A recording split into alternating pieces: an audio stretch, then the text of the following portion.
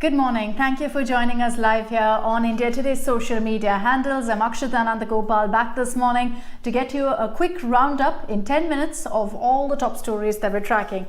Of course, I'm sure you've all heard by now that Shah Rukh Khan's son Aryan Khan has finally been granted bail. This happened last evening at the Bombay High Court. So he's all set to walk out of the Arthur Road jail. But there are a few formalities to be taken care of. And I'm sure you're all wondering, when is he going to walk out? It could be today, it could be tomorrow as well. So it could be another day in the Arthur Road jail for Aryan Khan. Here's why. Now, you've had the bail coming through for Aryan. The Bombay High Court has said so, but they haven't really given the bail order yet. The details of the bail order, this is a formality that must be completed. The bail order is expected to come in by late afternoon. From there, the bail order will go to the NDPS court, considering that Aryan Khan has been charged under the NDPS Act, which is the Narcotics, Drug and Psychotropic Substances Act. Now, it is in this court that again they will go ahead and process this bail order and then give a release order. That release order from the NDPS court must reach the Arthur Road jail where Aryan Khan currently is. And once it reaches the jail, they will then process their own formalities, they'll do all the paperwork, then Aryan Khan walks out. It's a tedious process, yes. And keeping in mind that it's going to come out late afternoon, there are a lot of questions of whether Aryan Khan will walk out this evening or not. Because here's the catch. The Arthur Road jail needs to get these papers by 5:30 in the evening. Only then can they process it. If they get it even a minute after that, it means Aryan Khan can walk out of the Arthur Road jail only tomorrow. So even now, time is of the essence, and there's no doubt that Shah Rukh Khan is going to be trying everything he can with his legal team to try and ensure that Aryan Khan walks out of jail today. It's of course been a long 3 weeks for the family, considering all that they've gone through. I'm sure you've seen pictures of Shah Rukh Khan standing with his legal team, and all of them of course have been speaking about how Shah Rukh all through this entire time has been working hard with his legal team on trying to ensure that his son walks out. And it's not just Aryan Khan. The other accused in this case, Arbaz Merchant, Moonmoon Damecha, they've also been granted bail. Again, it's a big question mark of whether they're going to be released today or tomorrow. So of course, at this point, it's difficult to really say how long this process will take. But as I mentioned, from Bombay High Court, the order comes, it goes to the NDPS court, then to the Arthur Road jail, which then will process it. So it could take a bit of time. So with this, of course, it's not like it's the end of legal troubles for Aryan Khan. This case will continue with the investigation, and it could mean perhaps a long ordeal for him. But for the moment, he can return to Mannat. He will no longer be staying at the Arthur Road jail. Now, for the last many days, I've been getting you details about how this is no longer just a black and white drug case. There's a lot that's being talked about, an extortion angle that's also emerged, where the investigator, Samir Wankhede, is also being investigated. He approached the Bombay High Court yesterday seeking relief. One, he said, give me protection from arrest because there are attempts to tarnish my reputation and target me because of my investigation into the drug case. Two, he wanted that the investigation into these extortion charges not be done by a state authority, not be done by the Maharashtra police, but by a central authority, by the Central Bureau of Investigation, because he said that the probe otherwise will be biased. The Bombay High Court has shot down his plea, which means that the Mumbai police will continue their investigation. The Mumbai police has already set up a 4-member team, and they're going to be looking into the allegations of extortion that were leveled by a witness who said that Samir Wankhede had sought 25 crore rupees from Shah Rukh Khan to let off Aryan in this case. It is very, very serious allegations which obviously need to be investigated, and the agency has said the NCB is probing it on one front. You have the Mumbai police also looking into this right now.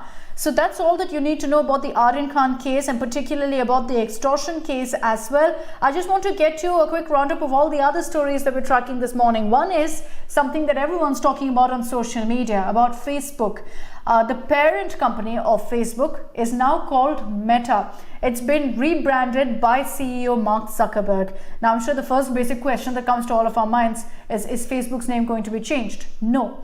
The parent company, which is the corporate company, that's changed to Meta. Facebook remains Facebook, Instagram remains Instagram, WhatsApp remains WhatsApp. So there's no change there. It's only the overall parent company's rebranding that's happened.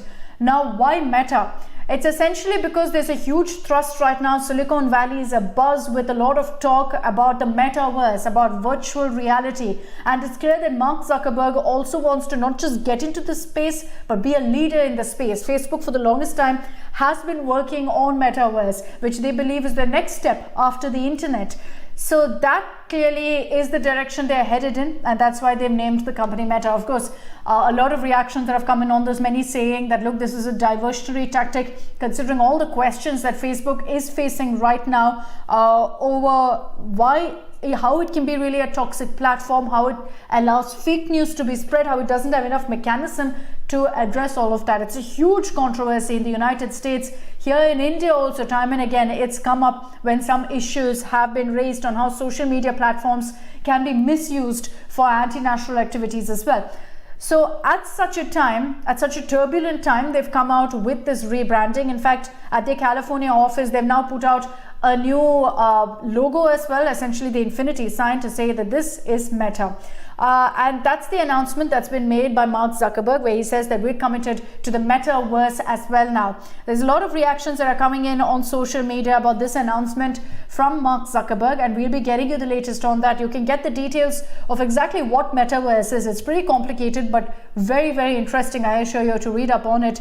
You can get those details on our India Today website as well. A number of articles and readings that you can get there on exactly what the metaverse is all about.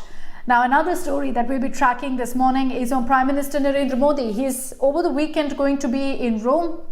He's in fact left for Italy, expected to land any moment now in Rome. What's the highlight of this visit? It's going to be the G20 summit. So Prime Minister Narendra Modi is going to be a part of the summit this time. Obviously, it's being held in Rome. That's why he's there. But over the weekend, he has a number of issues that he will be taking up. One is the G20 summit, as I said. He's also going to be meeting with Pope Francis in the Vatican. He's also going to be a part of the COP26, the climate change summit. He's also going to be meeting with the Italian Prime Minister. So the G20 summit is going to be, of course, focusing on the economic crisis due to the pandemic, how to recover from it, on the economic health across the world, sustainable development, climate change. All of that is reportedly going to be coming out. That's what the MEA has confirmed. The Prime Minister is going to be addressing the issue of cross-border terror, about how the world and how world leaders need to react to terror. And also he's going to be speaking about how the world should acknowledge what's happening in Afghanistan and how we all need to really rethink our ties with the country. So those are some of the points that he'll be touching upon.